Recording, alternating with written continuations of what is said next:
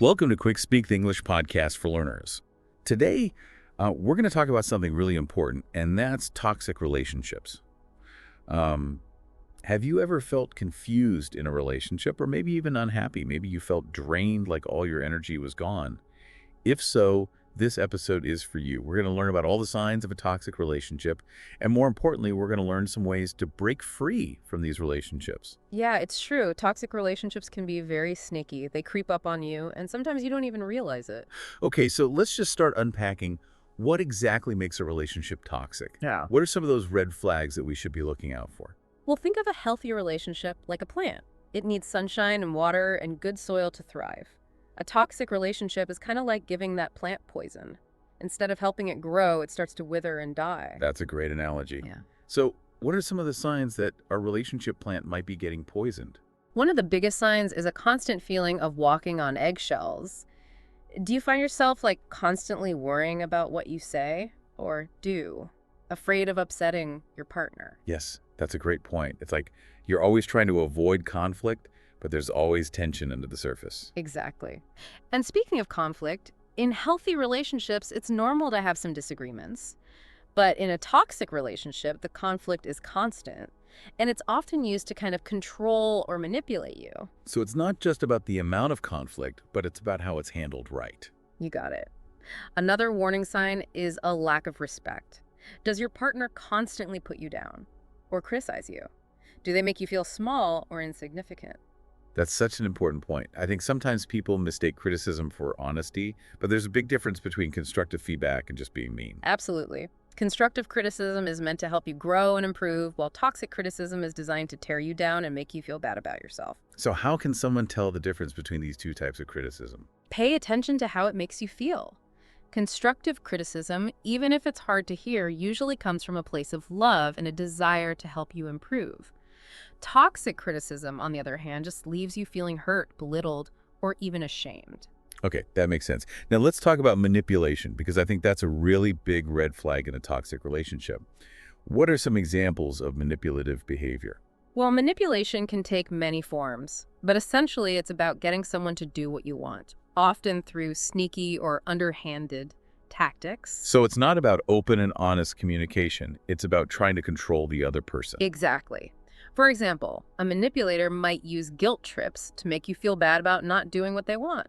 Or they might play the victim and make you feel sorry for them and make you feel responsible for their happiness. Those are classic tactics. And I think it's important to point out that manipulation can be very subtle. It's not always obvious, and that's why it can be so damaging. You're absolutely right. Sometimes people don't even realize they're being manipulated until they step back and look at the situation objectively. So what are some things people can do if they think they might be in a relationship with a manipulator? The first step is awareness. Start paying attention to the patterns in your relationship. How does your partner communicate? Do they respect your boundaries? Do they make you feel good about yourself? Those are great questions to ask yourself. And I think it's important to remember that you deserve to be treated with respect. You deserve to be in a relationship where you feel safe, loved, and supported. Absolutely. And if you're not getting those things, it's okay to walk away. Sometimes walking away is the bravest and most loving thing you can do for yourself. That's a really powerful message. Now let's talk about a specific type of manipulation called gaslighting, because I think this is one that a lot of people have heard of, but they might not fully understand what it means. Yeah. Gaslighting is a form of emotional abuse where the manipulator tries to make you doubt your own sanity. They might deny things that happen or twist your words or even just flat out lie to your face, all in an attempt to make you question your own reality. Wow, that sounds incredibly confusing and disorienting. It is. Imagine someone telling you that you're imagining things, even when you know what you saw or what you heard. Over time, this can erode your self-confidence and make you dependent on the abuser for validation. So it's like they're slowly chipping away at your sense of self, making you question everything you believe to be true. That's terrifying. It is terrifying, and it can be incredibly damaging. That's why it's so important to be aware of the signs of gaslighting and to seek help if you think you might be experiencing it. What are some specific examples of gaslighting phrases or tactics that people should watch out for? One common tactic is to deny your feelings. They might say things like, you're too sensitive, or you're overreacting, essentially invalidating your emotional experience. That's so frustrating because it's like they're telling you that your feelings aren't valid, which is simply not true. Everyone has a right to their own feeling. Exactly. Another common tactic is to shift the blame. They might say things like, "It's your fault I got angry," or "You made me do it." So they're refusing to take responsibility for their own actions and instead putting the blame on you. Precisely. And this can be very damaging because it can make you start to believe that you're the problem, that you're the one who needs to change. That's a really important point. It's crucial to remember that you're not responsible for someone else's behavior. You can only control your own actions and your own reactions. Exactly. And one of the best ways to protect yourself from gaslighting and other forms of manipulation is to develop a strong sense of self-awareness and to trust your own instincts. So if something feels wrong, it probably is. Yes, don't let anyone tell you that you're crazy or that you're imagining things. Trust your gut.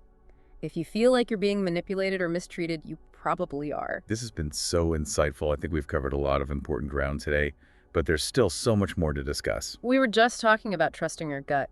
And that's a big part of what it takes to break free from a toxic relationship. Yeah. It's closely tied to the idea of boundaries. That's a great point. Boundaries are so important in all relationships, but especially in toxic ones. Can you explain a little bit about what healthy boundaries look like and how to even start setting them? Okay, so think of boundaries as your own personal rules for how you want to be treated. Like they're an invisible fence around your heart and mind. Okay, so how do we start building that fence? What are some practical steps? First, you have to identify what your needs are. Yeah. What are you willing to tolerate? What are you absolutely not okay with? Maybe it's constant criticism, maybe it's being yelled at, or maybe it's having your privacy invaded. Whatever it is, you need to be really clear about what your limits are. So it starts with self-awareness, Yeah, right? Understanding what's important to us and what we're not willing to compromise on. exactly. Once you know your boundaries, you need to communicate them clearer to the other person. It's not about being aggressive or controlling. It's about stating your needs and expectations in a calm and respectful way. So for example, if someone is constantly criticizing your appearance, you might say something like, "I don't appreciate being talked to like that. It hurts my feelings and I'm asking you to please stop." Perfect. That's a great example. And remember, you don't need to justify your boundaries. They're your boundaries, and you have a right to set them. That's so important. I think a lot of people, especially those who've been in toxic relationships, are used to putting other people's needs before their own. It can be hard for those people to start prioritizing themselves and setting those boundaries. Yeah, it's definitely a process, and it takes practice. But the more you do it, the easier it gets. And the more you respect your own boundaries, the more other people will respect them too. That makes a lot of sense. Yeah. Now, what about those situations where someone keeps pushing your boundaries, even after you've clearly communicated them? What do you do then? That's when you have to enforce your boundaries. It's not enough to just state them once. Yeah. You have to be willing to back them up with actions. What are some examples of actions you can take? It could be anything from ending the conversation to walking away, or maybe limiting contact with that person.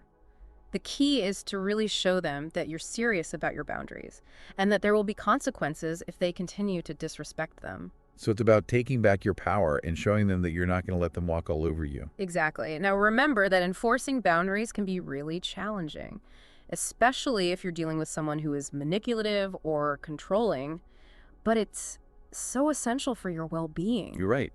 It's about prioritizing your own mental and emotional health. Absolutely. And speaking of mental and emotional health, I think it's important to talk about the role of self-compassion in healing from a toxic relationship. Yes, self-compassion is so important. Can you talk a little bit about what that means and how to practice it? Self-compassion is about treating yourself with the same kindness and understanding that you would offer a friend. It's about recognizing that you're human and that you make mistakes. And you're worthy of love and forgiveness even when you mess up. That's such a beautiful way to put it. It's like giving yourself a big warm hug, right? Exactly.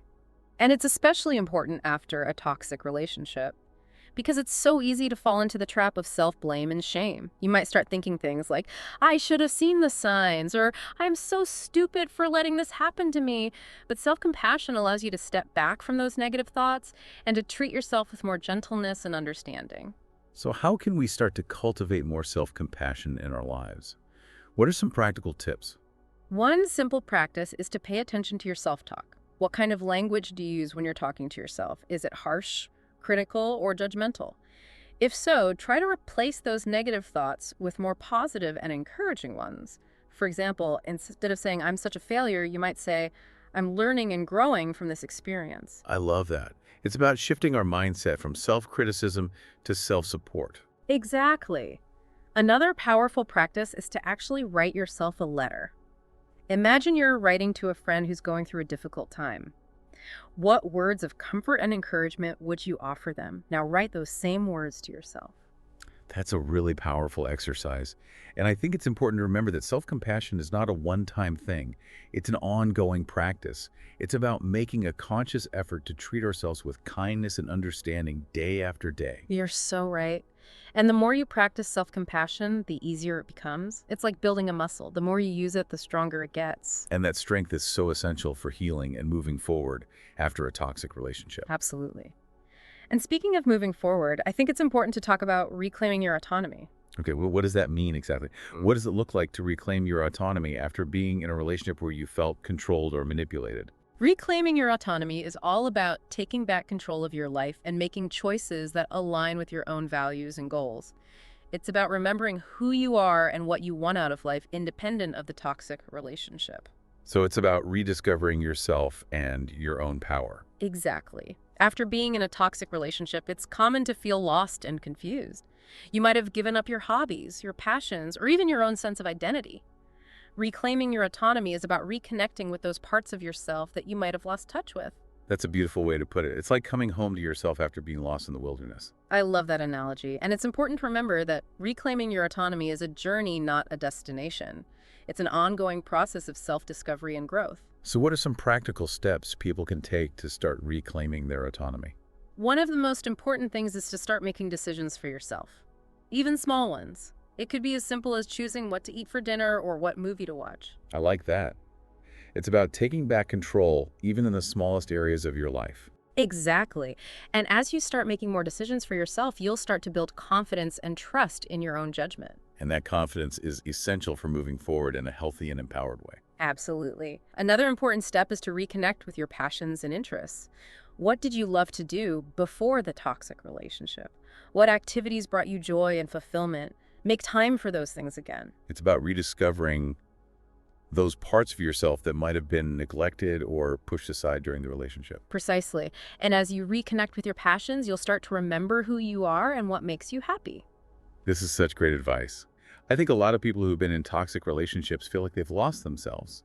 And this process of reclaiming your autonomy is all about rediscovering that lost self. You're so right. And it's an incredibly empowering journey. Okay, so we've talked about setting boundaries, practicing self-compassion, and reclaiming our autonomy. Yeah. What are some other key things people need to know about healing from a toxic relationship? One of the most important things is to remember that you're not alone. Toxic relationships are far more common than people realize.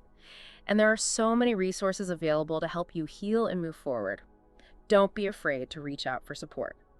That's such an important message. It's so easy to feel isolated and ashamed after a toxic relationship. But there are people who understand what you're going through and who can offer guidance and support. You're absolutely right. Whether it's a therapist or a support group or even just a trusted friend or family member, there are people who can help you through this difficult time. And I think it's important to emphasize that healing takes time. It's not a linear process, and there will be ups and downs along the way. Be patient with yourself and celebrate every small victory. You got it. And remember, you deserve to be in a healthy and loving relationship. You deserve to be treated with respect, kindness, and compassion.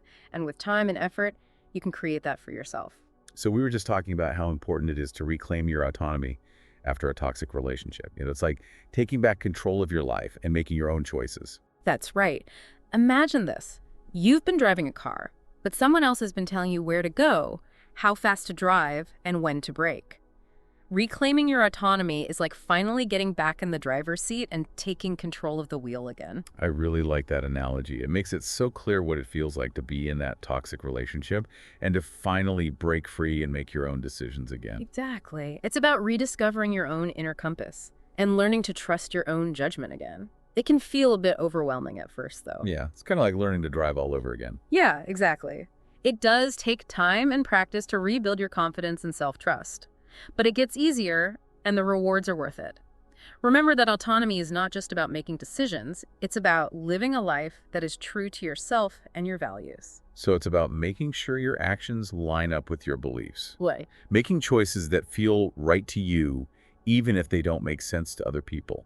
Yeah, Exactly. It's about saying yes to the things that make you happy and no to the things that drain you, and doing it without feeling guilty or obligated to please others. That's such an important point. It's about Sure. putting yourself first and prioritizing your own well-being. We talked about self-compassion before. I think it's worth talking about again because it's so important in reclaiming your autonomy. I agree. Self compassion is like the fuel that keeps you going on this journey. It's about treating yourself with kindness, understanding, and patience, especially when you make mistakes. It's like being your own best friend, right? Exactly. It's about cheering yourself on, giving yourself encouraging words when you're down, and celebrating your successes, no matter how small.